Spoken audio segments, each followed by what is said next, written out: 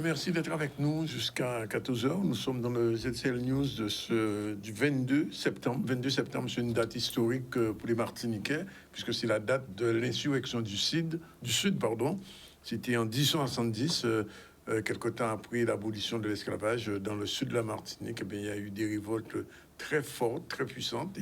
Et aujourd'hui, en Martinique, personne n'a oublié ce moment historique. Et c'est un petit coup d'œil, simplement. On voulait donner à cette date historique pour les Martiniquais. Sinon, eh bien, nous allons recevoir dans un instant Mona Hydroville qui est déjà avec nous pour la coup santé. Bien bonjour. Bien bonjour, M. Zandonis. Avec Guylaine Bouboune qui est une infirmière aussi qui est dans la coup santé. Avec elle, on fera un petit peu le point.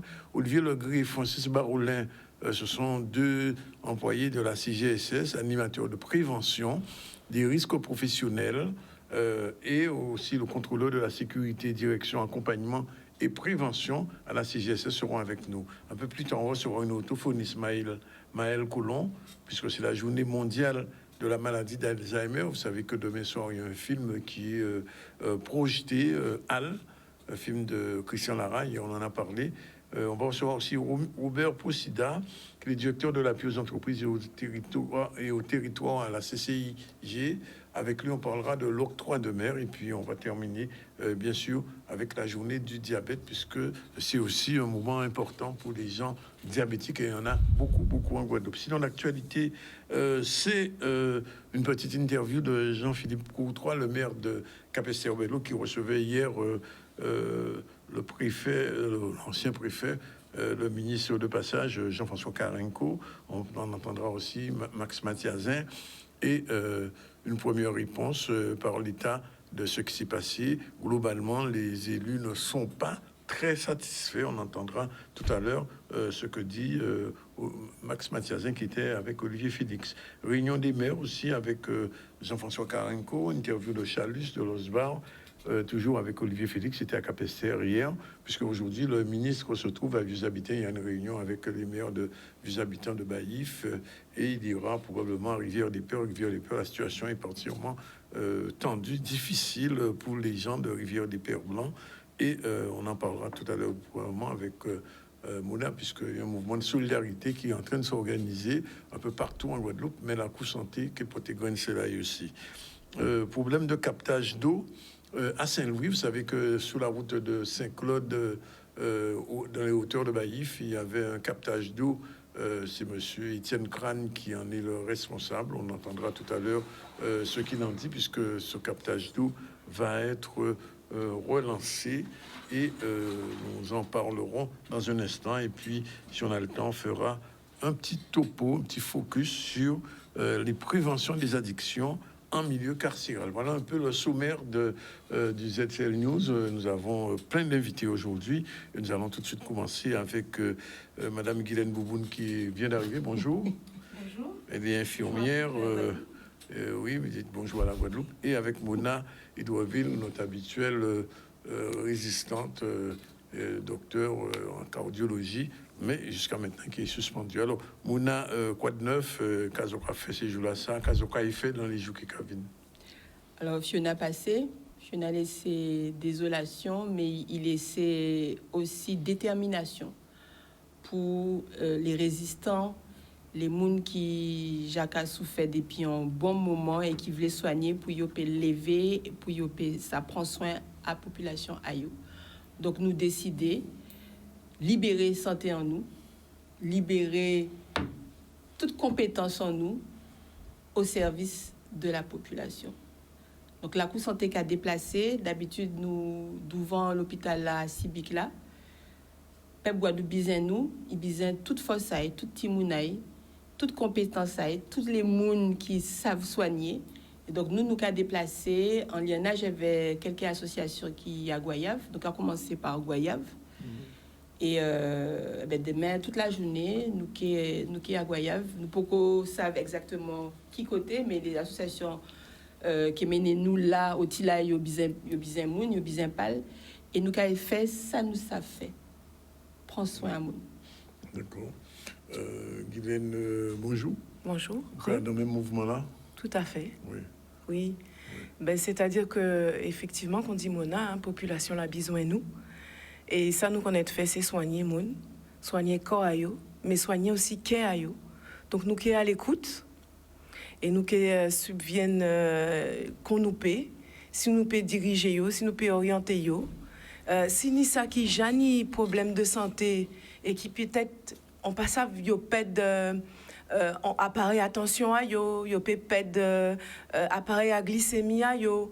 Alors nous qui là pour aider yo, pour nous veiller aussi à continuité à constante à tout ça, pour yo pas prendre paix, pour yo pas qu'on dit mon là aille aux urgences inutilement, et puis comme ça ben nous qui rassurer yo. Parfait. Donc on a ce cas là à partir de qui les alors depuis 9h matin, et toute la journée. Le matin, nous qui faisons un état des lieux avec l'association qui invitait nous. Et puis nous qui développé conseil. Donc nous qui tini des flyers pour nous faire ça, bailler la voix, qui genre faut nous comporter nous par rapport à toutes les inondations qui sont passées. C'est dramatique parce que nous en bas de l'eau, sans de l'eau. Ouais. Et au début, moitié de la population Guadeloupe ni de l'eau. À présent, ni plus qu'il ni de l'eau, mais de l'eau là, pas consommable. Donc, tant que les autorités pas analysé qualité à de l'eau là, faut pas pour nous en Guadeloupe consommer boire de l'eau là. Déjà, son premier message. C'est de l'eau à toute la Guadeloupe même. Tout côté ni inondation, tout côté de l'eau là arrêté et reprend. Ouais. Faut pas consommer de l'eau là juste à temps. Nous ni on analyse qui fait pour dire nous OK, pas ni ailleurs de la sale. Il y a bactéries dedans obligatoirement. Toute catastrophe comme ça, avait une inondation, avait la boue, ça n'attirait, c'est comme ça qu'a fait. Il y a bactéries qui a développé. Il y a une bactérie à tétanos. D'accord, c'est une bactérie qui a arrêté raide marteau dans les sols, d'accord, dans la boue. Il y a une bactérie à leptospirose aussi. Donc ça aussi, c'est une bactérie qui est très dangereuse. Nous qui parler, si nous n'y temps, nous qui parler soit aujourd'hui là, soit d'autres jours de cassapé bail, mais ça, c'est des maladies qui sont dangereuses et mortelles. Donc là, nous en qualité fausse à inondation que nous trappons, avait passage à cyclone là ça. Il faut bien nous dire que la nature, c'est comme ça, il y a un bouleverse. Et les bactéries qui en font un sol là, qui tranquille, si vous pas cachailler yo, là, ils ont remonter à la surface. Et les animaux que nous tini, nous les animaux, ils peuvent attraper ces mêmes bactéries là. Là où en contact avec ces animaux là, on peut attraper maladie là. Donc, ni des précautions pour prendre. Et ça, c'est le rôle la maman à l'étude de santé qui est là pour protéger nous, mais nous pas qu'attendre en l'eau. Alors, nous, qui s'y pas dis-moi que la Fiona partie avec l'ARS, quand même. Pas ni nouvelle. Ou ni nouvelle. Nous pas ni nouvelle. Donc, nous, ça nous savent, c'est que nous ja connaître. Et les anciens infirmiers, par exemple, Téniman, je dis du lac qui était la dernière fois là, qui est spécialiste à l'éducation à la santé, qui fait un lot de travail dans les communes de prévention. Michel Girard aussi, qui n'a l'habitude. Tout de suite, là, il y a les Végas où il dit, ouais, il faut nous faire un bitin. Nous pas attendre rien. Et nous avons une situation très, très urgente d'avoir une nouvelle maladie, couscouri à virus, à bactéries, peut courir en Guadeloupe. Ouais.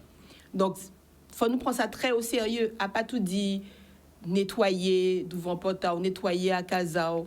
C'est aussi prendre précaution. Alors, précaution là, c'est chauffer de l'eau là, c'est bien grésil. Déjà, pour l'instant, c'est grésil, c'est javel, ou qu'à mettre petit boin en de l'eau là, ou bien on qu'à bouillir de l'eau là. Et c'est si on qu'à boire de l'eau là, c'est de l'eau en bouteille. Pour l'instant, c'est de l'eau en bouteille. Même pour brosser dans de l'eau en bouteille. Juste à temps. Ouais, il fait analyse. Il dit nous, OK, tous les côtés où il a sinistré là, juste à temps, l'ARS dit OK, nous fait analyse de la panier aïenne dans un pays consommé, eh ben nous pas qu'à consommer comme ça qu'on l'habitude. Ça c'est très très très important. Donc encore on dit ça, ni risque de tétanos, ni risque de leptospirose, ni risque de gastro-entérite tout simplement. Et les timouns, il faut nous prendre précaution avec ces timouns-là. Garder au la yokai par rapport à la rivière là aussi, il ne faut pas y tomber en rivière. Donc, ni des précautions pour prendre. Nous, les séries mettent la faune météo en sachet. Les infirmières, il faut être bien véatifs par rapport à que laisser Guylaine parler de ça, par rapport à les remèdes que nous apprenons. Il faut nous songer, mettez en radio en nous, faut nous songer, changer les piles à radio là, faut nous songer, mettez en lampe côté en nous, avait des nouveaux, enfin, des piles. Faut nous songer, mettez de côté pour les gens qui peuvent d'ailleurs, mettez de côté tout papier en nous, fait photo à ces papiers en nous, mettez-les en ligne de manière à ce que si on d'autres cyclones qui viennent, parce que qu'il y a d'autres, nous avons une période cyclonique. Donc, faut nous prendre l'habitude, prévoir tout ça, les anciens tenaient l'habitude de faire, eh bien, faut nous faire. D'accord. Guylaine? Oui. Pas oublier aussi que tu n'as ni des côtés où tu n'as ni problème avec chlordécone. Donc, par rapport à ça, déjà, pour commencer, il faut déjà commencer à boire de l'eau en bouteille.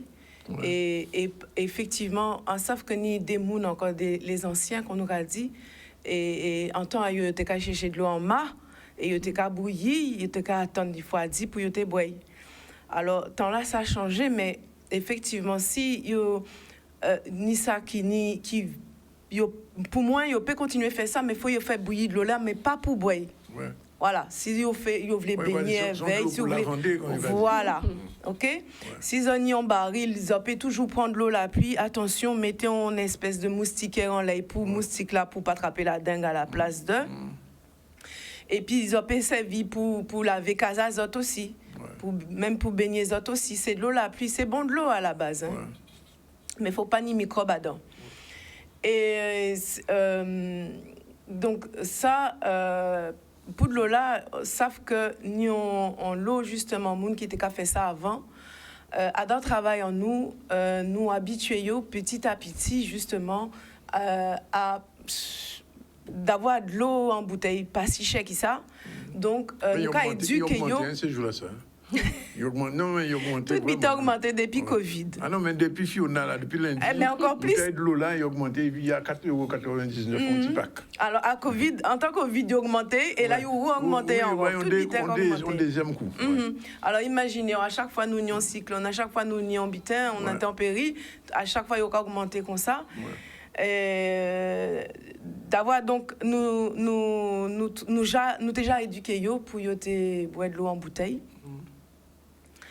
Parce que voilà, nous aussi, c'est là nous qui fait prise de sang, là nous qui fait un bilan complet à la santé pour l'en est là, pour le médecin là. C'est pour ces gens-là, ça n'a pas de problème à rein. Ouais. Donc, là où on a éduqué un monde, il faut dire, il faut boire de l'eau, il faut boire de l'eau, il faut boire de l'eau. Ouais. Eh bien. À pas n'est pas de l'eau. À pas n'est pas de l'eau. Ouais. À pas de l'eau qui prend la boue. Oui, à pas de l'eau mélangée. Ouais. Donc, c'est de l'eau bon source, c'est de l'eau en bouteille, c'est de l'eau filtrée. Et de l'eau rivière là, qui... Même bitin? La rivière là, elle n'est pas même bitin que la rivière avant. Toute bitin en bouleverse. Ouais. Ou qu'à tant ni des gens qui plaignent que ni des gens qui viennent laver l'auto en rivière. Ouais. C'est pas même bitin là qu'on avant. Ouais. Donc, ni en temps de pause, tout bitin chalviré, tout bitin chamboulé. Donc, faut nous laisser la nature ou prendre le dessus. Et en attendant que la nature débarrasse avec tous ces microbes-là, que la nature lui-même aille refait en santé, eh ben nous prenons précaution pour ne pas tomber malade. Ça, c'est très important. Et donc, les gens qui nient la fièvre, faut pas attendre, faut aller voir le docteur. Parce que peut-être que la fièvre là, ça n'a pas en simple la grippe, peut-être que c'est en leptospirose qui capatit, ou peut-être que c'est en tétanos ou en d'autres maladies. Qui on reconnaître ces maladies-là? Ça, c'est des maladies qui disparaissent. Tétanos, il pas jamais disparaître, hein, mais dans les pays sous-développés, c'est un bétail qui a couru régulièrement. Ça peut paralyser muscles, ça peut paralyser nerfs. Donc, les gens qui ont des sensations, qui ont la fièvre, qui ont des sensations de mâchoire qui bloquée, qui ont senti en faiblesse en jambes et qui fait qui qui fait des erreurs par rapport à justement genre là faut yo comporter yo en la lionnage yo et ben c'est mon ça faut yo aller consulter faut mettre botte si ni la boue si vous capoter manève ba des moun qui aura casa ou même à casa mettez botte parce que moins et gants moins petit bobo que ou tini en pied ben en main si ou en contact avec la boue qui tini ces bactéries là ça comme bactéries à la leptospirose eh ben, on peut attraper leptospirose. Parfois, on peut attraper maladie là, ça, on pas qu'à sentir aïe. Ça peut prendre des jours à 4 semaines pour y développer. Ou ni la fièvre, ou ni frisson, ou ni la diarrhée, ou vomi, ou peut ni jaunisse. Et puis, on peut ni toute qualité atteinte rénale, atteinte pulmonaire, atteinte cardiaque. Et bien souvent, c'est mon aïe, il y a l'hôpital trop tard. Donc, là, jeudi jour, nous avons une situation, encore une fois, exceptionnelle, mais nous pas la sévère situation exceptionnelle, c'est yon après l'autre. C'était Covid, c'était en situation exceptionnelle, il peut même bout complètement que nous jani en d'autres situations exceptionnelles. Diffé là, c'était en situation exceptionnelle et nous quand enchaîner comme ça en Guadeloupe. Alors oui, nous fort. Ouais.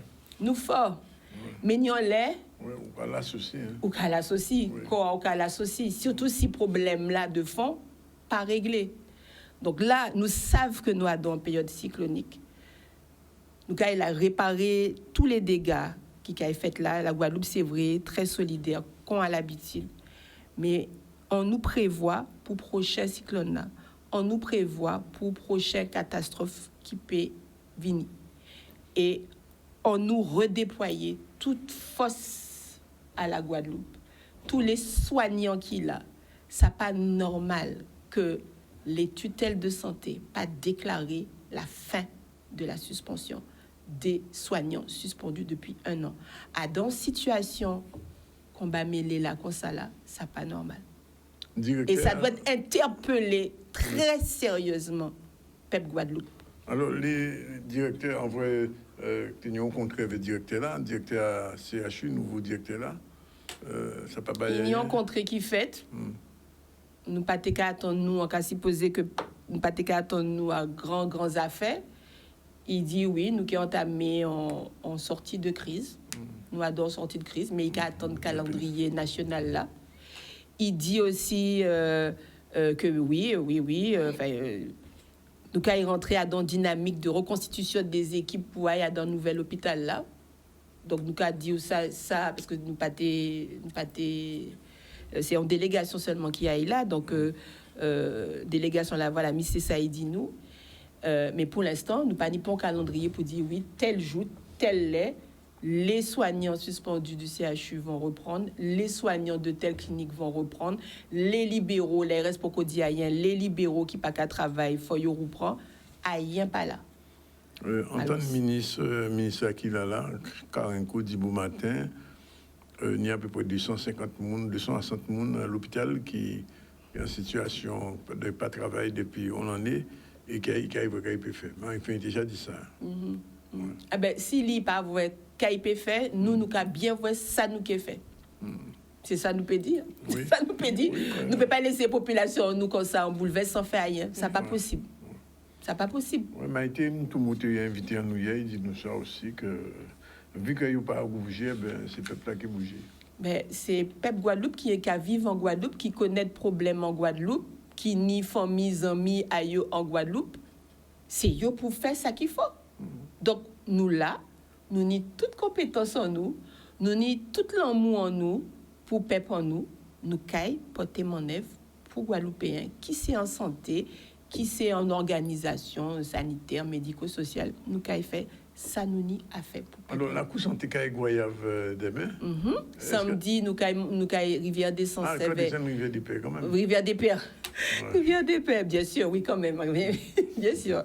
Et puis semaine prochaine, nous qui fait calendrier en nous, Et nous qui fait calendrier en nous, pour voir en qui genre nous qui porter manœuvre pour population, en tout côté une détresse. Alors faut quand même signaler en vitesse, mon à la couche santé, c'est mon qui depuis 9 mois ou même 10 mois quand il est là, ils ont en difficulté. ni on l'homme on a peuple Guadeloupe qui depuis des 3 ans qui a venu porter solidarité bazot et qu'on a ces autres qui a porté solidarité pour d'autres monde. Ça naturel, mais c'est ça façon, c'est ça l'humanité. C'est ça qui force à la santé. Parce que nous d'ailleurs pour nous c'est en famille. Oui. Et à dans famille, on peut pas laisser ni frères et sœurs à dans difficulté comme ça. Souffrance, ouais. Oui, trop souffrance. On le souffrance. Et ça qu'il faut, il n'a pas ça si vous observez ça, mais là nous qu'à regarder les reportages qui a fait à si détresse à Pépon nous, qu'on a l'habitude, nous doubout, nos soldats, nous vaillants, mais en même temps, entendre un paquet de monde qui verbalisait stress à yo et traumatisme à yo. Entendre l'autre monde qui gêne, qui a j'ai dit son traumatisme. Et ça nouveau.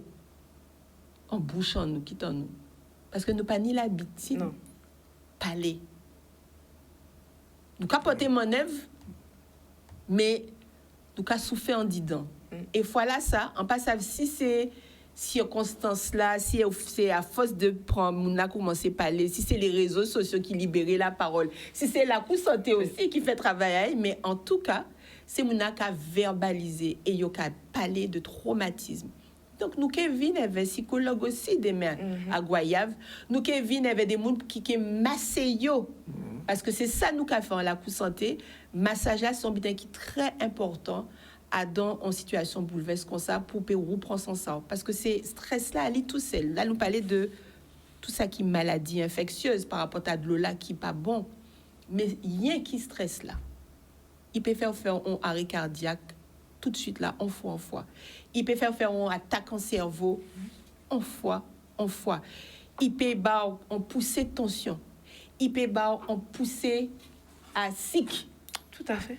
Il peut faire de l'eau monter en poumon. Il peut faire rien dérégler. Et puis, il peut commencer tout doucement, sournoisement. Il peut lancer en diabète si pour continuer, en tension si c'était normal avant il a levé, et en cancer aussi. Donc, tout ça, c'est important de stresser, de traiter mental à ces gens-là. Et nous, quand fait ça, nous, ça fait encore une fois incroyable demain. Donc, suivre les réseaux sociaux, les bons réseaux, parce que ce qui est information qui a défilé là, tout long galé, tous ces jours-là, ça, et en particulier pour l'organisation, nous, demain à Goyave. Donc, écoutez les radios, écoutez les réseaux, nous ni en groupe WhatsApp, information de la coup santé et d'autres groupes aussi, nous ni en mail la coup santé guadeloupe@gmail.com. Donc si vous avez dit nous des bitins, bon nous des renseignements, vous avez écrit là. Et puis nous ni gazette santé aussi, au-dessus là nous avons un paquet de conseils et un spécial Fiona là en vrai.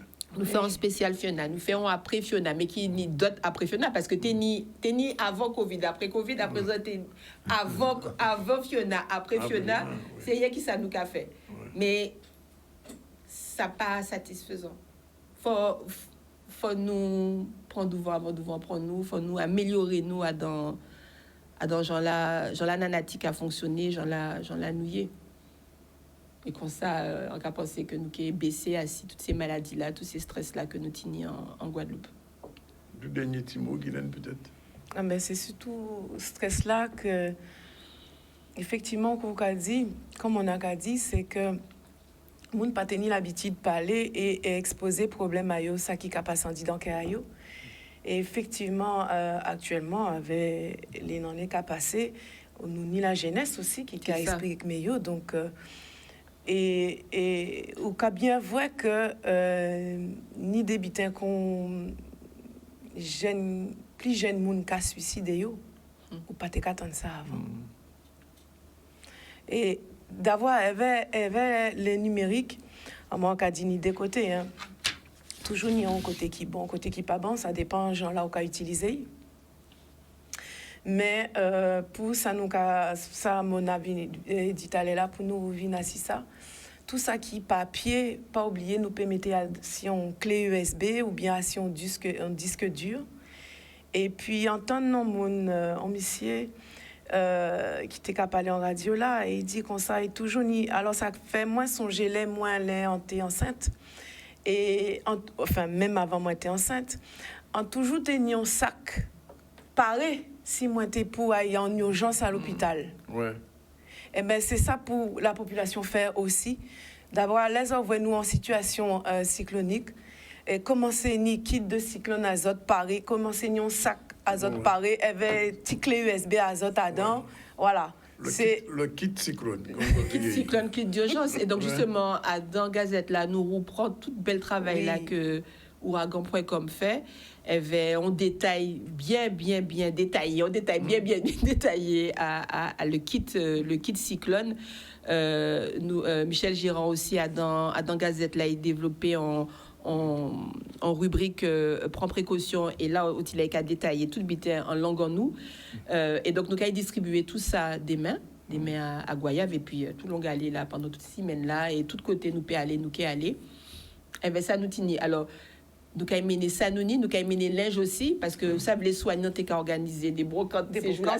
Et bien linge à yo qui taillot, et bien vaisselle yo tétini, et bien quelques soignants qui viennent, avaient l'injayo, et yo qui basse mouna l'injayo que yo te prévoit pour yo te pétra petit bon l'argent, mais voilà ça nous a lagué.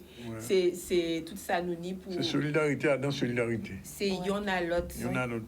Sens là ça, mot là ça, expression là ça ni tout sens ça. On met qu'à laver l'autre mais avec de l'eau propre. Merci en tout cas. Merci Mouna, merci Guylaine. Et prends précaution. Prends précaution, fais attention, veillez Timoun azote.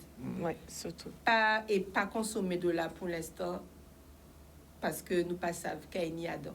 Voilà. Merci pour ce là. Nous allons retrouver nous semaine prochaine. Déjà, Iné. Nous allons pour un petit premier campo, et puis nous allons retrouver nous avec Mouna la CGSS, Olivier Legris, François Maroulin, avec une compagnie de problèmes à accompagnement et prévention à la CGSS. À tout de suite. Il est exactement 13h09. Nos invités sont arrivés. Monsieur Baroulin, bonjour. Oui, bonjour. Monsieur Legris, bonjour. Bonjour. Vous êtes à la direction de l'accompagnement et de la prévention de la CGSS. Oui. Et avec vous, on va parler donc des risques professionnels, des aides financières pour les entreprises. C'est bien ça, avec monsieur Legris. Et on a aussi une orthophoniste, Maëlle Coulon, bonjour. Bonjour. C'est la journée d'Alzheimer. Depuis hier. C'était hier, 21 septembre. Et vous êtes orthophoniste, et on parlera un petit peu du lien entre l'orthophonie et l'Alzheimer. Pour l'instant, on revient rapidement à l'actualité. L'actualité, c'est la visite du ministre Jean-François Carenco. Il était hier à Capesterre, il est en ce moment vieux habitants.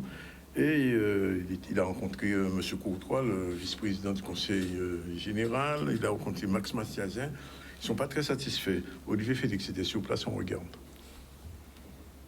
Ce soir, nous avons effectivement eu un échange qui a été très constructif et ce qui nous aura permis donc de faire le point sur l'ensemble des difficultés donc rencontrées par la population.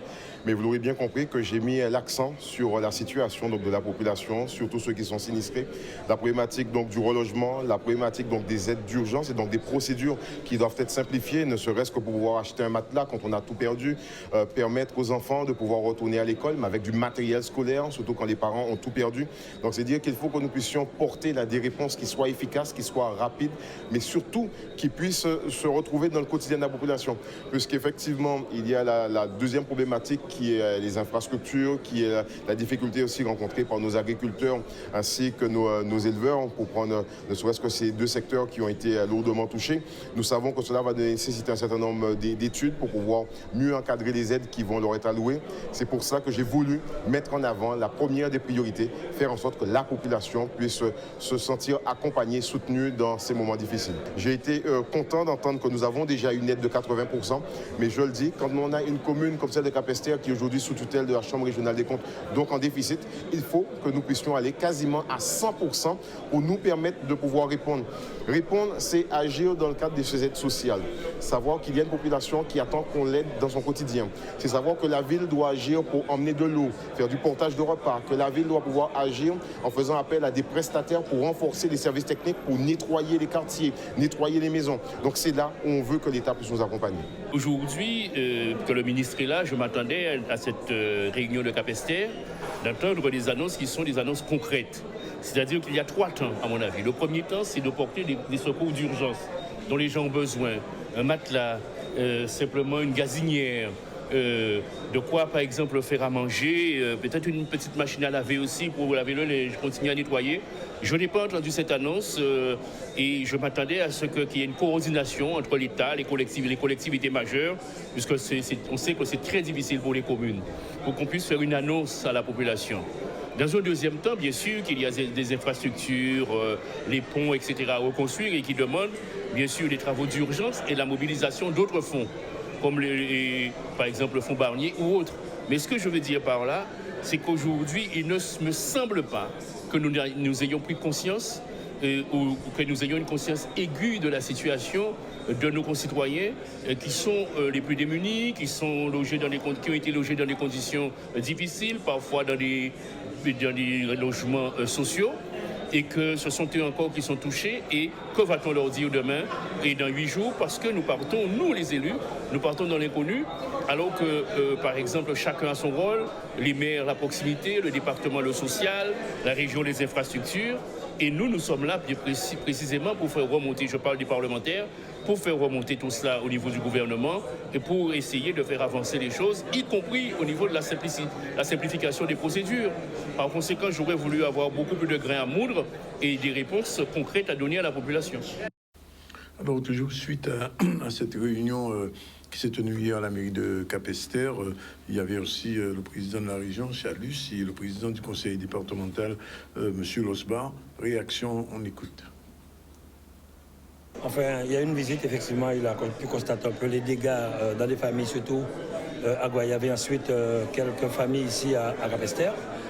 Il a fait des annonces concernant les fonds qui pourront être mobilisés pour accompagner les collectivités, les communes et surtout les familles. Mais ce que je dis, c'est le temps que ça prendra. Ce qui est important pour moi, comme je le dis, c'est ce que nous ferons actuellement en Guadeloupe, la région, le département, les EPCI, la solidarité guadeloupéenne. Ce qui est important aujourd'hui, faire vite pour pouvoir soulager les familles, leur redonner courage pour les matelas, pour le matériel scolaire, pour les enfants puissent retourner à l'école.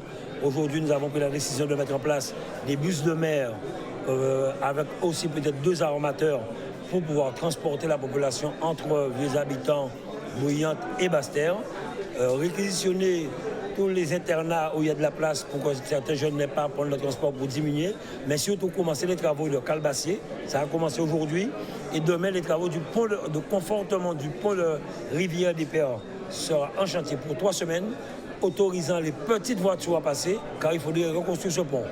Des entreprises sont sur le terrain à Rivière des Pères, notamment EDT, pour nettoyer la plupart des routes, des maisons, et des petites entreprises sont démarchées. On leur a demandé d'aller à Guayave, dans les communes sinistrées, pour aider à nettoyer les maisons avec des karchers. Ce qui est important, c'est que nous allons faire tout de suite, et par la suite, administrativement, ce que l'État fera, on verra. On a eu beaucoup de réactions. Nous avons mis plusieurs dispositifs. Le premier, c'est le fonds de solidarité, et dès vendredi, les premiers paiements seront effectués. Mais moi, j'insiste beaucoup sur l'aspect reconstruction, et d'où tous les échanges que j'ai avec le gouvernement, l'État, c'est dans ce sens, puisqu'il est vrai qu'il faut réagir en urgence, mais aussi, il faut que nous puissions être dans la reconstruction. On a vu des ponts détruits, mais au-delà de cet aspect spectaculaire, il y a beaucoup de ponts qui sont fragilisés. Vous avez entendu les maires qui disaient qu'ils sont obligés de fermer un certain nombre d'accès, et ce qui pénalise l'aménagement du territoire et la poursuite donc des activités. Quand il y a une catastrophe, c'est sûr qu'il y a le malheur, mais je pense qu'on doit profiter de cette opportunité pour pouvoir reconstruire. On a vu aussi le problème donc, des cours d'eau, puisque dans certaines zones, c'est parce que l'entretien n'est pas régulier, et on sait que les EPCI n'ont pas forcément les moyens de le faire. Cela prendra beaucoup plus que quelques semaines. Des travaux d'urgence vont se faire jusqu'au mois de décembre. Ensuite, d'autres travaux pour l'année 2023. Mais dans le cadre du plan 2024-2027, là, il faut vraiment que nous puissions mettre les moyens, les collectivités, l'État, et que la solidarité nationale puisse jouer pleinement. Voilà, tout est en route. On en a beaucoup parlé. Le ministre est surtout en ce moment vis-à-vis, on attend d'autres annonces. l'aide pour l'eau, c'est la question principale, n'est pas encore résolue. On va en parler tout à l'heure. Mais avant, on va faire un petit focus sur la journée d'Alzheimer qui était hier. On reçoit pour cela Maëlle Coulon, qui est orthophoniste. J'avoue que je ne savais pas qu'il y avait un lien entre l'Alzheimer et l'orthophonie. Oui, l'orthophonie, l'intervention orthophonique est mal connue, voire peu connue dans cette maladie. C'est pour ça que l'URPS des orthophonistes de Guadeloupe veut mettre la lumière sur cette intervention et montrer qu'il y a un intérêt important, pertinent dans cette maladie, dans le suivi des patients atteints de la maladie d'Alzheimer. Mais comment vous agissez au quotidien avec... Alors, les orthophonistes sont des professionnels de santé qui vont intervenir dans les troubles de la communication. Tout à fait. Et notamment aussi dans le maintien de la communication chez les malades qui sont atteints de troubles avec des troubles de fonction cognitive. Oui. Donc, notamment la maladie d'Alzheimer. Alors c'est pour ça qu'on va intervenir parce que la maladie d'Alzheimer va se caractériser, se manifester par des symptômes comme des pertes mnésiques, les troubles du langage, les troubles de la reconnaissance. On a du mal à reconnaître des visages, des objets, les troubles des fonctions exécutives, donc toutes les capacités à s'organiser, à planifier des événements,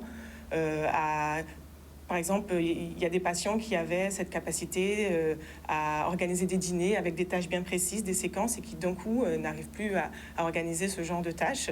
On aura aussi des troubles spatio-temporels où on va retrouver des patients qui se perdent au niveau des jours et de l'espace. Voilà. Donc c'est à ce moment-là qu'on va intervenir et on va mettre en place une prise en charge qui va permettre de diminuer le déclin cognitif et aussi de préserver les fonctions cognitives qui sont encore fonctionnelles.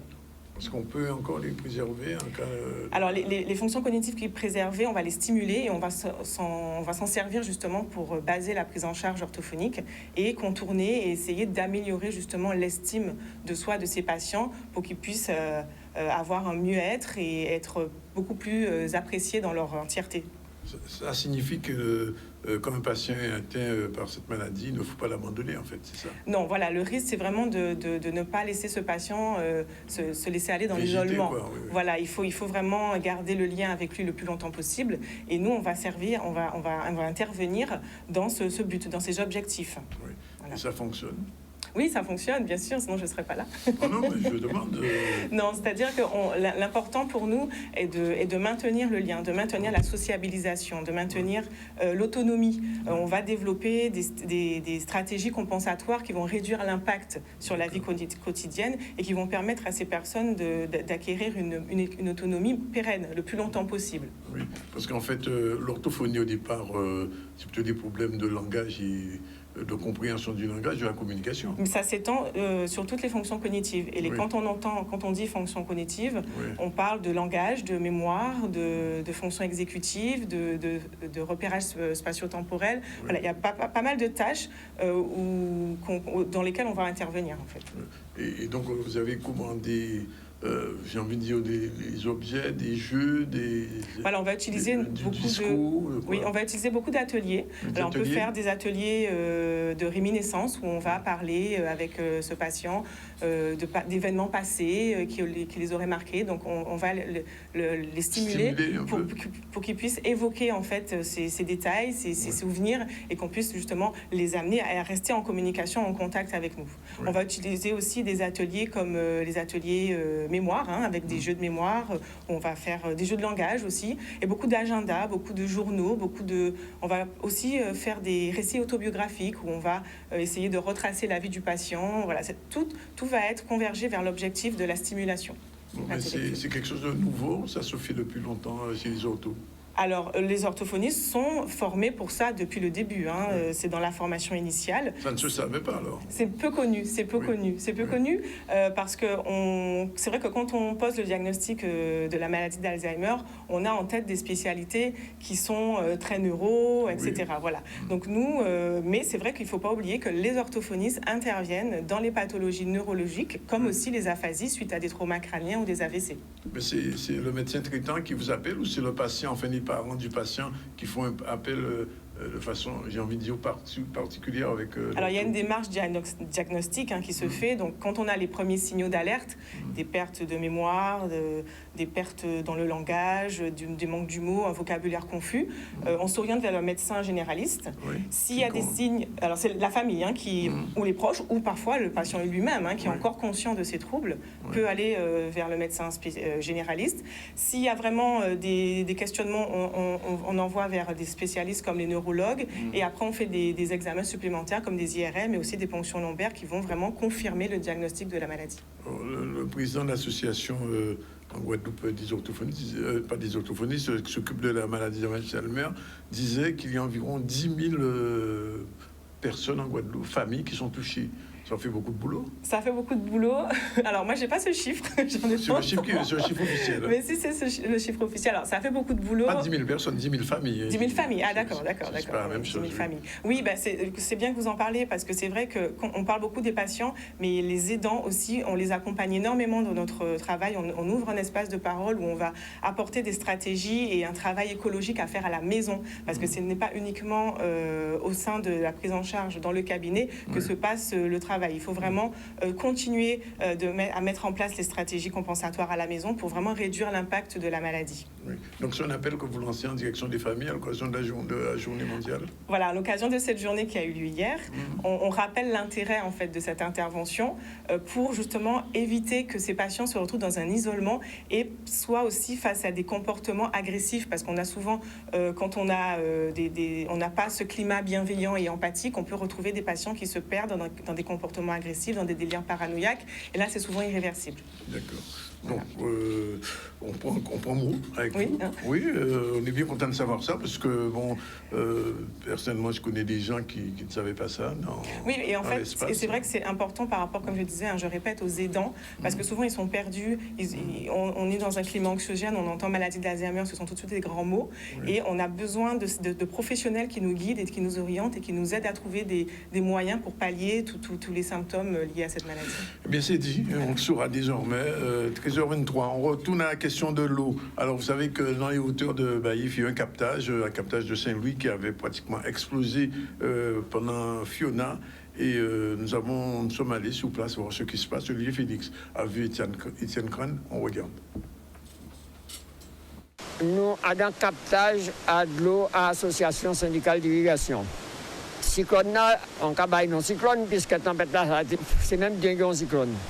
Il passait, il crasait toute infrastructure en une tétine pour prélever de l'eau, et empêcher ça de passer à dingue, etc. avec Crépine et compagnie. Là, quand on a là où nous est là, il fait dans les années 1500 et quelques, par les Anglais, avant la colonisation française.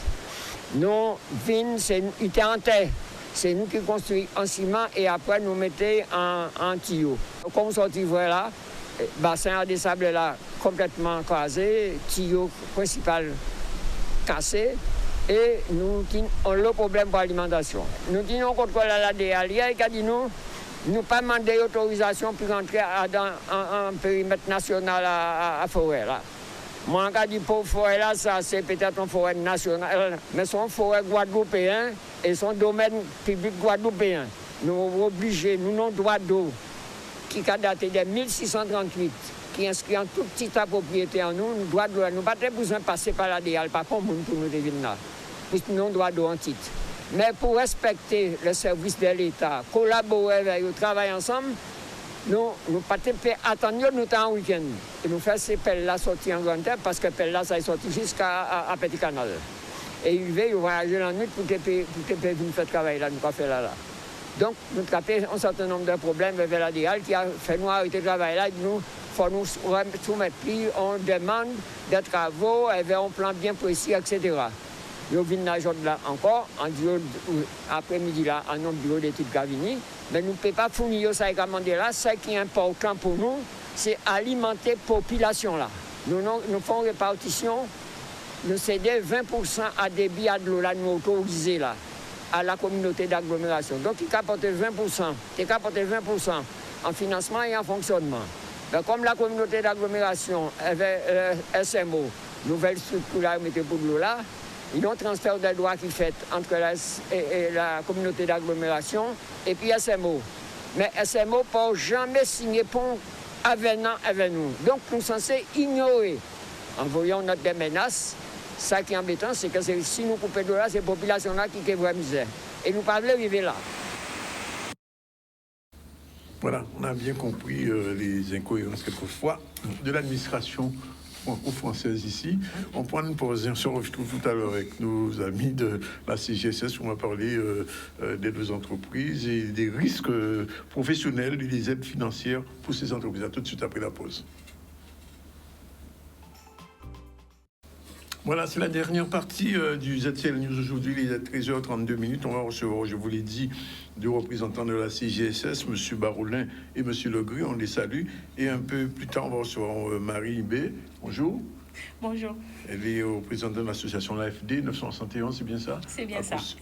Pour parler de la journée des diabétiques. Pour parler de la semaine nationale de prévention du diabète. Voilà, c'est une semaine du diabète. Tout de suite. Alors, on va tout de suite commencer avec vous, après le générique, puisqu'il y a désormais un générique pour la CGSS, qu'on a beaucoup vu cette semaine.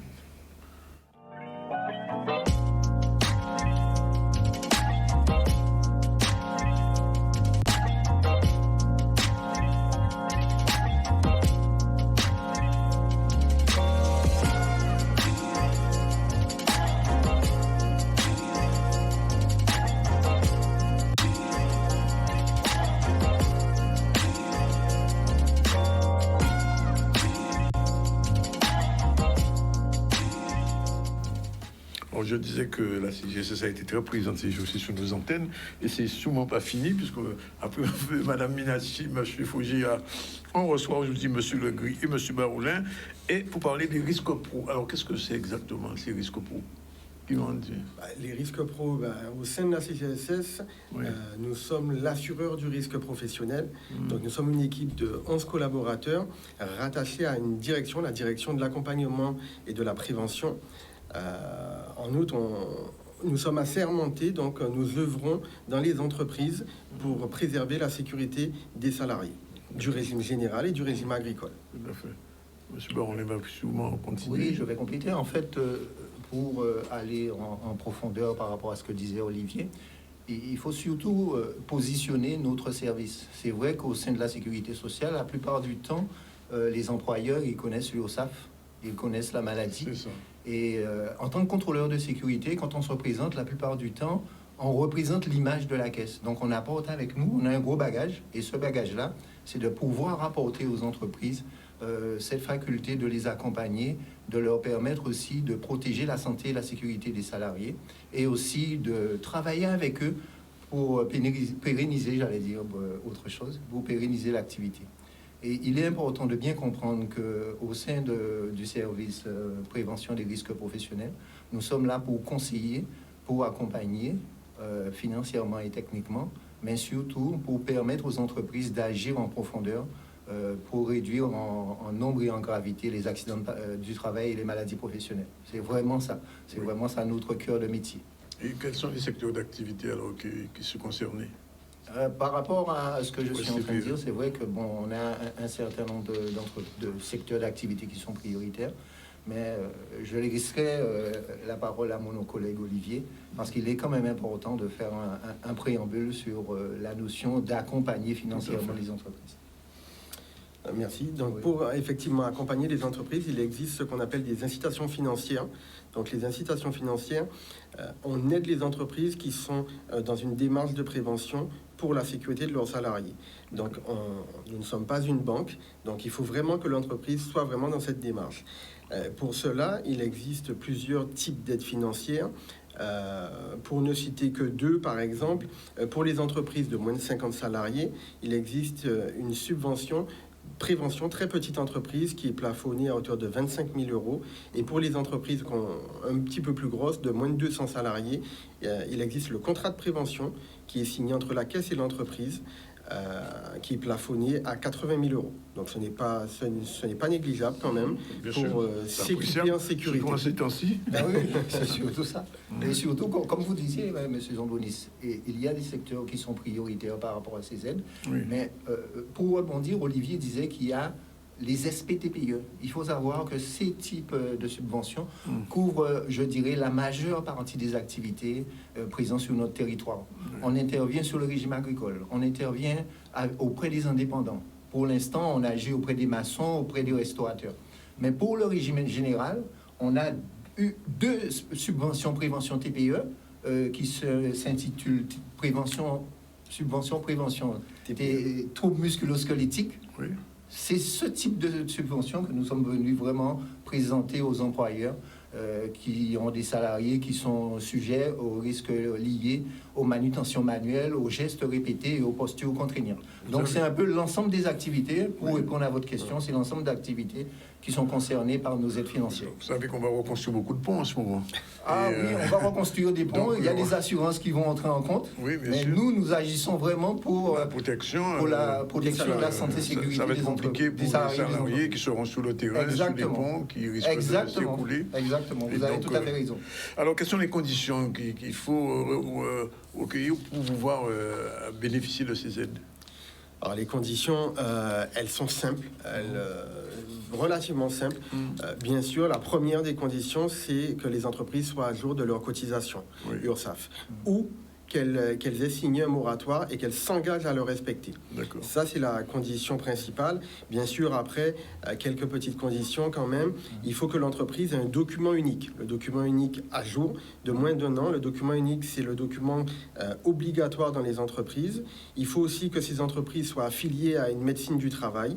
Et en termes de documents, c'est quasiment tout. Donc, on ne demande pas grand-chose. Il faut juste que nos entreprises soient à jour de 3 documents administratifs impératifs pour nous. Donc, attestation URSSAF, médecine du travail et document unique. D'accord. Et comment l'entreprise peut faire la demande? Alors, comment ça se passe concrètement? Comment ça se passe concrètement? Moi, je dirais, pour nous, la base, c'est que l'entreprise puisse prendre contact avec nous. Oui. C'est vrai qu'il existe la CGSS un peu partout actuellement, mais en préambule, on échangeait sur un tout nouveau local qui se trouve à Bergevin. Mais il faut savoir que nous sommes présents sur les réseaux sociaux. Oui. Nous avons un site internet qui est simple à retrouver, prévention-cgss971.fr, où l'ensemble des informations sur les aides financières sont à disposition. Mais les entreprises ont la chance aussi de faire appel à nous, contrôleurs de sécurité. On intervient directement sur demande, mais aussi on fait des visites inopinées. Donc, je pense qu'après tout cela, les entreprises ne pourront pas dire qu'elles ne connaissent pas ces aides financières et qu'elles ne connaissent pas les métiers au sein de notre direction pour leur permettre de garantir la santé et sécurité au sein de leur établissement. Et qu'est-ce qui peut être financé, par exemple? Alors, ce qui peut être financé, on peut financer plusieurs secteurs, mais par exemple, pour en citer quelques-uns, des chariots automoteurs, des transpalettes électriques pour éviter les gestes répétitifs sur les transpalettes manuelles. Qu'est-ce qu'on pourrait citer d'autre? Des nacelles, par exemple, non? Des nacelles, bien sûr. On peut financer des nacelles, on peut financer des échafaudages. Il y a beaucoup de matériel qui peut être financé. Tout ça dans la prévention des risques professionnels. Il y a quelque chose qui est essentiel dans la notion de ce qu'on peut financer. C'est que nous, contrôleurs de sécurité, lorsque nous faisons ce que nous appelons la visite initiale, nous sommes là aussi pour apporter notre compétence et notre expertise par rapport à nos connaissances des métiers et vraiment mettre le doigt sur, je parlerai de sinistralité de certaines entreprises. Les points faibles, quoi. Des points faibles, exactement, pour pouvoir faire que ces entreprises-là puissent aller dans la progression en matière de démarches concrètes de prévention des risques professionnels. Donc, ils peuvent faire appel à nous. On est là pour leur dire, oui, ça c'est finançable, non, ça c'est pas finançable. On est là aussi pour les accompagner dans la conception des lieux et situations de travail, pour vraiment dédramatiser, parce que c'est important. Ce matin, j'échangeais avec un patron qui me disait, oui, j'ai tel type d'investissement, mais je ne sais pas si ça peut être pris en compte. Je lui ai proposé un rendez-vous et on se voit demain matin à 9h. C'est cette démarche-là qui, pour nous, est essentielle. D'accord. Et est-ce qu'il y a une possibilité de cumul des aides par rapport aux entreprises? Parce que la question se pose toujours. Bien sûr. Cumul des aides. Alors, malheureusement, non, les aides ne sont pas cumulables avec d'autres aides. Mais nous, au sein de la CGSS, nos aides prévention, donc, sur les subventions très petites entreprises, elles sont cumulables au nombre de 3. Donc, maxi 75 000 € sur 3 ans. Et pour les contrats de prévention, on va dire que c'est cumulable à hauteur du plafond de 80 000 €. D'accord. Et c'est important de donner ces chiffres-là, parce que quand on échange avec les entreprises, quand on leur parle de 3 fois 25 000 € et qu'ils se projettent sur 3 ans, ils comprennent exactement qu'ils sont dans une démarche, ce qu'on a l'habitude de dire, c'est une démarche pas à pas. La négociation avec nous, on met le pas aussi à leur dire, agissez là où ça permet aussi à votre entreprise de continuer dans une démarche pertinente et pérenne. Et nous, on est là pour leur dire, ça c'est pour nous une priorité une, et après vous allez décliner en fonction des moyens que vous avez. C'est important aussi parce que c'est pas toutes les entreprises qui ont la capacité financière de pouvoir faire tout d'un seul coup. Donc cette logique et aussi la démonstration d'Olivier, c'est de dire que vous avez un projet aujourd'hui qui peut s'étaler sur plusieurs années, faites aussi appel à nous. Oui. Et d'autres entreprises nous appellent aussi pour des questions. Je veux investir aujourd'hui sur un transpalette électrique, bien sûr. Alors, vous l'avez dit tout à l'heure, mais peut-être que quelqu'un qui prendrait l'émission en cours, quel type d'entreprises sont... Pour le moment, nous avons des dispositifs qui répondent à l'ensemble des problématiques. Santé, sécurité, et c'est l'ensemble des secteurs. On peut partir, je dirais, de l'agriculture. On a deux dispositifs qui correspondent à des indépendants, maçons et restaurateurs. Et on a un dispositif qui s'appelle SPTPE-TMS pour c'est subvention, prévention TPE pour prévenir les risques de troubles musculo-squelettiques qui répond à l'ensemble des problématiques du régime général. D'accord. Bon, l'autre question avant de venir aux aides pour Fiona, un numéro de téléphone ou tout se fait en ligne? Non, mais on a 35 98, je crois, c'est ça? Non, effectivement, pour toutes les demandes d'aide financière de subvention prévention très petite entreprise, l'entreprise va directement sur Net Entreprise. Net Entreprise. Net Entreprise, normalement connu de toutes les entreprises, parce que c'est sur ce site qu'ils font leur déclaration nominative. Oui. Donc Net Entreprise, mon compte ATMP, et ensuite mes demandes d'aide. Oui, et l'important aussi, c'est être à jour de ces cotisations URSSAF. Ça, c'est incontournable et avoir le document unique. Mais on a précisé quelque chose d'important. C'est vrai qu'on échange aussi avec des entreprises qui ont besoin de moratoire. Oui, le moratoire, dès que vous l'avez signé, que vous le respectez, ça fait preuve que vous êtes à jour de vos cotisations. Après, pour répondre à votre question, ça paraît normal, parce que la CGSS ne peut pas vous donner de l'argent pour investir dans la prévention, et derrière, vous ne respectez pas le minimum, bien sûr. Mais pour finir, juste un numéro, comme M. Zandodis demandait un numéro, faites le fixe 0590 21 46 00 ou 03. Ces deux numéros, vous pouvez nous joindre à n'importe quel moment, à partir de 9h le matin jusqu'à 17h le soir. Dernière chose, on est dans une situation un peu particulière. Fiona, post-Fiona, alors qu'est-ce que vous pouvez faire à ce niveau-là par rapport à ce que vous venez de dire? Parce qu'il y a des entreprises qui aujourd'hui qui sont complètement dévastées, qui n'ont même plus d'Internet, qui n'ont rien du tout. Qu'est-ce qui peut être fait? Alors, oui, effectivement, on est conscient de la situation. Malheureusement, les aides qu'on a présentées et qu'on présente aujourd'hui sont des aides pour la prévention des risques professionnels et non pour une catastrophe naturelle. Mais je pense que ma directrice était là récemment pour présenter... Voilà, il existe une aide, c'est le fonds social. Il existe une aide du fonds social pour les indépendants. Mais pour les entreprises du régime général, malheureusement... C'est deux niveaux différents. Là, c'est deux niveaux différents, et là, ils doivent contacter leur assurance. Oui, alors donc on reste sous le 3W Sécurité, c'est ça? C'est ça. 3W Sécurité Sociale... Indépendant.fr. Indépendant.fr, c'est bien ça? Indépendant.fr aussi. Sécurité.indépendant.fr. Oui, www.sécurité.indépendant.fr. Voilà. Pour tout ce qui concerne les aides en lien avec Fiona. Bon, alors je rappelle quand même que si vous avez raté le début, vous pouvez prendre ça sur le Facebook.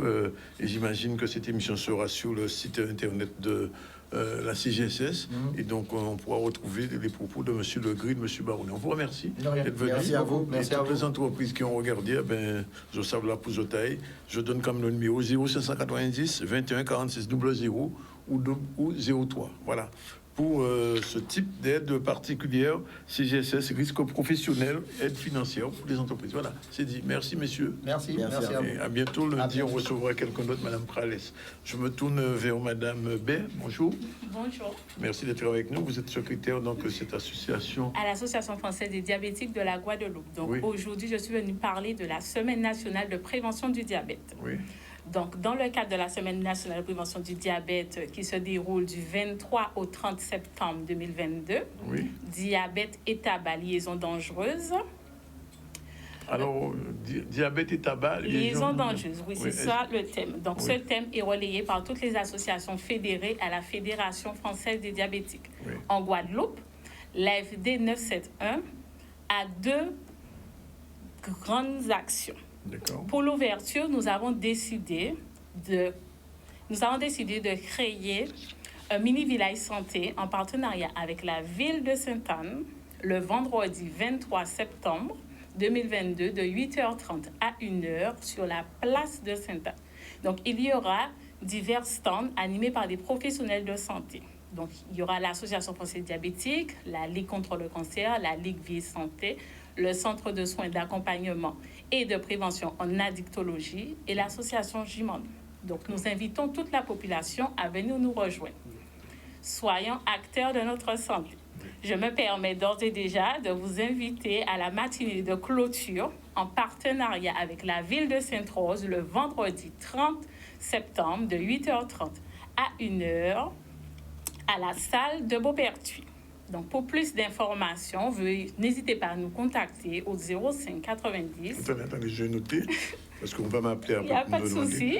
05 90. 22 97 06. D'accord. Alors, donc, si je en résumé, deux manifestations, une à Sainte-Anne. Une à Sainte-Rose. 23 à Sainte-Anne. Oui, et le 30 à Sainte-Rose. Toujours de 8h30 à 1h. Il faudra passer par le pont de la Boucle. Il est en mauvais état en ce moment. Je vous rappelle ça quand même. J'espère que d'ici le 30... je pense que la ville de Sainte-Rose va faire le nécessaire pour nous permettre de passer, pour maintenir l'action. Oui. Vous savez combien de diabétiques il y a en Guadeloupe? Malheureusement, c'est l'infirmière qui était censée répondre aux questions. Mais elle reviendra la semaine prochaine pour parler...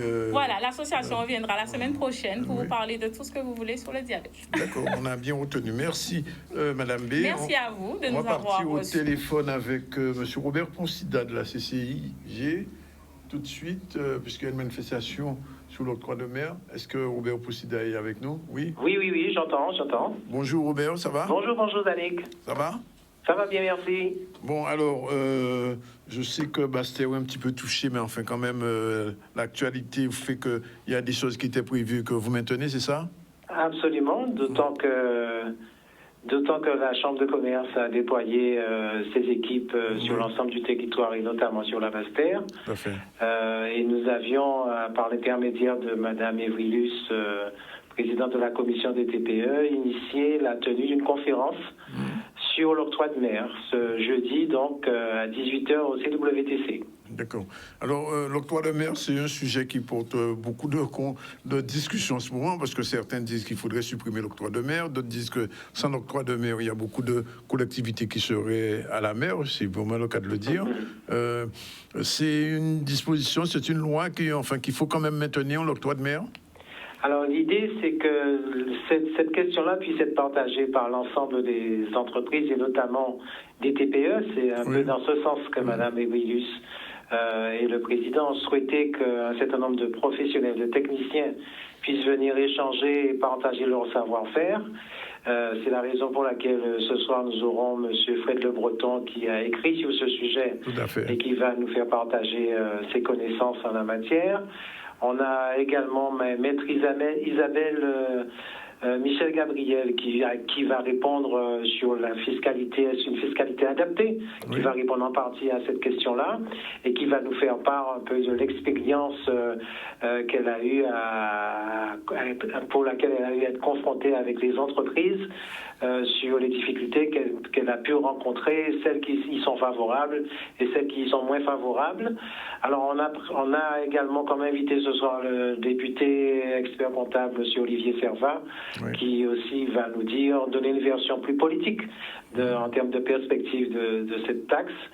Et puis enfin, M. Fred Baltimore, en tant qu'expert comptable, qui, de son côté, nous fera partager un peu le vécu des entreprises. Donc c'est une version plus économique, plus entreprise, mais en même temps, c'est un sujet qui est partagé et qui est ouvert à toutes celles et ceux qui pourront venir ce soir au CWTC. À partir de 18h, c'est ça? À partir de 18h. 18h, et donc c'est un vrai débat, la question de l'octroi de mer quand même. C'est ouvert, c'est un vrai débat, c'est sans parti pris. Et toutes les questions pourront être posées. Je ne sais pas si toutes les réponses pourront être exposées, mais en tout cas, chacun pourra s'exprimer librement et à sortir de là, avoir plus de connaissances, avoir un avis, en tout cas une idée plus précise de ce sujet-là. Oui, juste une petite question comme ça. Alain Plaisir n'est pas invité? Non, on n'a pas pu mobiliser trop de monde puisque le format de cette édition, c'est un format un peu ramassé et donc est plus orienté vers les entreprises que vers l'économie en général du pays. Donc on verra à l'issue de cette première initiative s'il y a lieu de l'approfondir avec et bénéficiant de d'autres experts. Ok, merci Robert. Rendez-vous à 18h au World Trade Center. Voilà, c'est fait. Il est pratiquement. Merci. 13h52, un dernier coup sur l'actualité, c'est le séminaire sur les préventions d'addiction en milieu carcéral. Charlie Dagonia s'est rendu sur place, on regarde. Donc c'est très important de se réunir avec tous les professionnels qui travaillent à œuvrer pour la prévention et le soin des addictions en Guadeloupe. C'est un phénomène qui est assez grave, la problématique de l'alcool et de la consommation de cannabis. Donc on est là aujourd'hui pour travailler ensemble et particulièrement étudier la problématique des addictions en milieu carcéral, c'est-à-dire en prison. Donc voilà, c'est une réunion assez intéressante qui réunit tous les partenaires aujourd'hui. L'addiction au milieu carcéral est une réalité. On estime à peu près 40% des personnes qui rentrent en prison qui souffrent d'une addiction. Et donc il faut vraiment pouvoir accompagner ces personnes-là parce que la promotion de la santé est un vecteur de reconstruction et d'insertion qui est vraiment très important pour ces personnes-là. Donc préparer également à la sortie de la prison est un enjeu majeur pour ces personnes. Vous savez que l'ARS, effectivement, accompagne, j'allais dire, les porteurs de projets et aussi finance les dispositifs qui sont prévus par la loi dans le cadre, effectivement, de la prise en charge des personnes sous main de justice avec conduite addictive, notamment par le financement de certaines structures de prise en charge somatique ou psychologique. Nous, on a un centre situé actuellement aux Abîmes. Le centre est composé de différents professionnels, de médecins, infirmières, assistantes sociales, éducateurs spécialisés. Et donc on accompagne 400 à 500 usagers par an qui ont une problématique d'addiction à l'alcool, cannabis, mais aussi beaucoup ce qu'on rencontre aujourd'hui, les addictions aux écrans, aux jeux, à la télé, etc. Donc c'est des consultations qui sont totalement gratuites et donc les personnes peuvent nous appeler. Je peux donner le numéro de téléphone si vous cherchez à nous joindre, si vous rencontrez une problématique d'addiction ou si quelqu'un de votre entourage également a une problématique. On est joignable du lundi au vendredi au 05 90 83 63 47. Je rappelle, les consultations sont totalement gratuites et anonymes. On a plusieurs leviers. Je vous ai cité le levier du financement, puisqu'on finance des structures. On a eu effectivement, dans le cadre de la stratégie nationale de santé, des fonds qui ont été donnés au titre donc, de la politique sur effectivement les addictions. Donc ça, ce sont des leviers importants. Et aussi, j'ai envie de vous dire aussi, c'est le levier aussi important, c'est le fait de pouvoir réunir ces personnes et de pouvoir discuter, échanger avec eux de manière à avoir donc, des pistes d'action à mettre en œuvre. On retiendra le chiffre, 40% des emprisonnés sont sujets à des addictions, c'est assez important. Alors, on est en fin du ZCL. Je rappelle qu'en début de l'émission, nous avons reçu Mona Hydreville de la Coup Santé qui a expliqué qu'à partir de demain, la Coup Santé se portera en soutien au Guayavien, après d'aller à Rivière-des-Pères après-demain. Ensuite, Olivier Legris et François Barolin nous ont expliqué la CGCS, les risques professionnels et les aides financières qui sont prévues. On a reçu Maël Coulon, l'orthophoniste pour la journée mondiale de la maladie d'Alzheimer qui a eu hier, et nous a expliqué l'intérêt d'avoir des orthophonistes aux côtés des malades, des patients souffrant des maladies d'Alzheimer. Robert Poussida nous a invités à une conférence ce soir au World Trade Center, et avec Madame Maribé, on a pris 2 rendez-vous, l'un à Sainte-Anne, c'est bien ça, et l'autre à Sainte-Rose, le 23 et le 30. Dans le cadre de la journée internationale. Dans le cadre de la semaine nationale de prévention du diabète, du vendredi au vendredi. Organisée par l'AFD 971. 901, oui.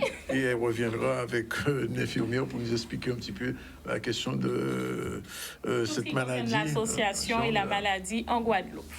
On a fait un point avec les maires, le conseiller régionaux et généraux d'une manière générale, avec M. Courtois, M. Chalus et M. Losbar suite à la visite de M. Karenko, qui se trouve en ce moment à Vis-Habitants. Nous sommes allés dans les hauteurs de Baïf à Saint-Louis, voir un peu la question du captage d'eau qui était un petit peu en difficulté, et aussi la difficulté de pouvoir relancer l'eau pour les Bastériens et les gens du sud Bastère. Mais l'ADL demandait un document. Enfin bon, Étienne qu'on a expliqué que bon, il passait outre. Et on a terminé avec le séminaire sur la prévention des addictions en milieu carcéral. Voilà, c'est fini pour aujourd'hui. Rendez-vous demain à partir de 12h30 pour une nouvelle édition du ZTL News en direct de Canal 10, de RHT Radio Tension et de C10 FM en FM. Voilà, c'est fini pour aujourd'hui. On vous dit merci et puis à demain.